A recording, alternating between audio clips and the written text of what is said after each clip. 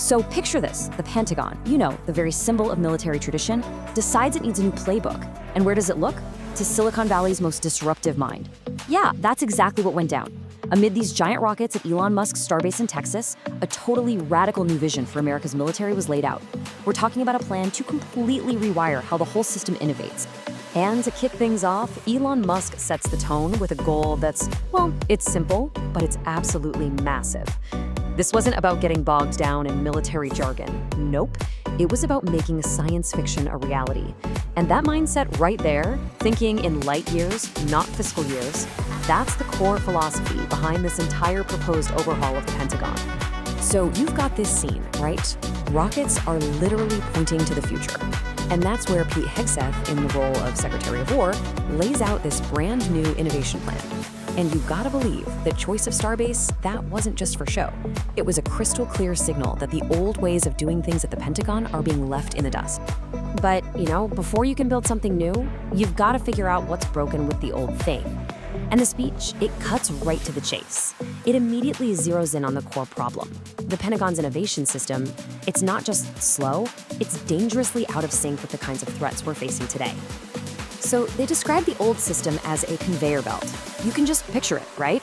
It's this slow, linear process that was really designed for the Cold War.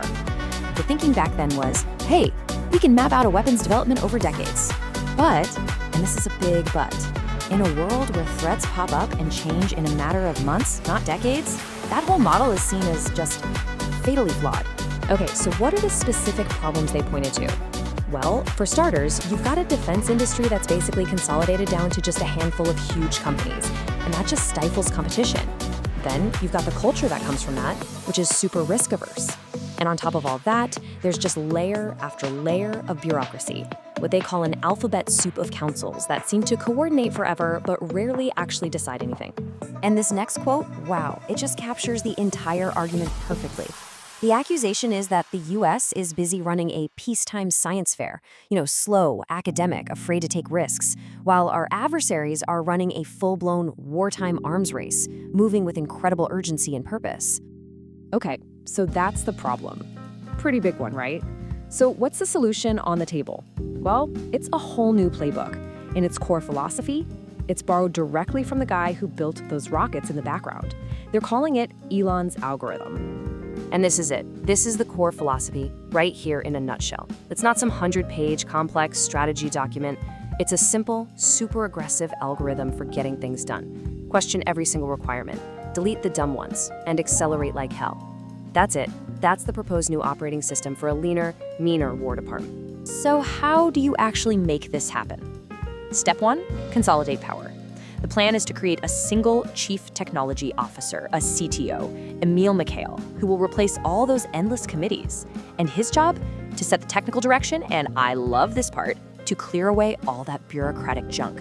Elon style, preferably with a chainsaw. All right, so once you have that foundation in place, we get to the first huge pillar of the solution. It's this complete pivot, a shift to making the entire military an AI-first organization.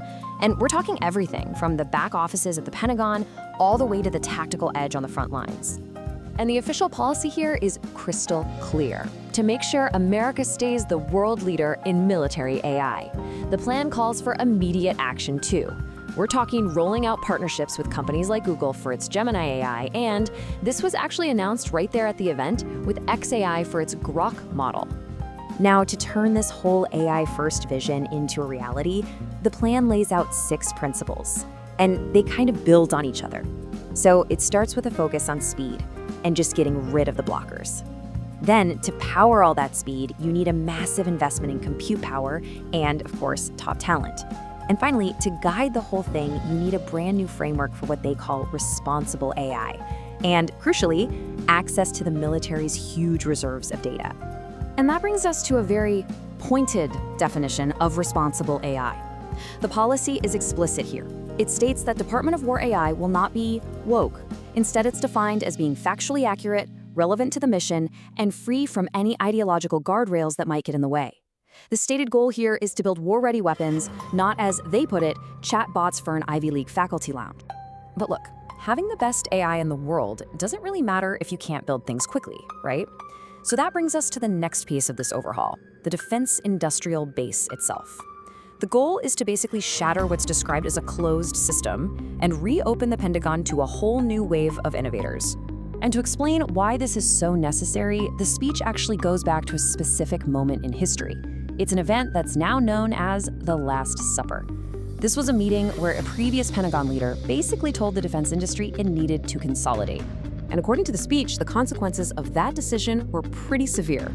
You ended up with this closed ecosystem dominated by just a handful of giant companies. And that led to soaring costs, sluggish delivery, and, you guessed it, stagnant innovation. So the proposed solution is a pretty radical reorganization. That whole alphabet soup of councils, it gets abolished. Key innovation hubs like the DIU, that's the Defense Innovation Unit that scouts for new tech, they're gonna get realigned. The whole point is to create two clear channels for innovators, so they can stop running what was described as endless laps around the Pentagon. So when you take all these changes together, the new CTO, the huge focus on AI, the reformed industrial base, they're all driving toward one single ultimate goal. And it's not just about being more efficient. It's about creating a whole new operational tempo, something they call wartime speed. And to fuel this whole transformation, the speech pointed to a proposed budget for fiscal year 2027 of $1.5 trillion. Yeah, and this number, it's not being presented as just another increase, it's being framed as a historic and generational investment designed to power this entire new approach. So what exactly is wartime speed? Well, it's defined as this constant, unending cycle of innovation. You have a problem that drives experiments, those experiments lead to prototypes, and those prototypes get into production and out to the warfighter. Fast.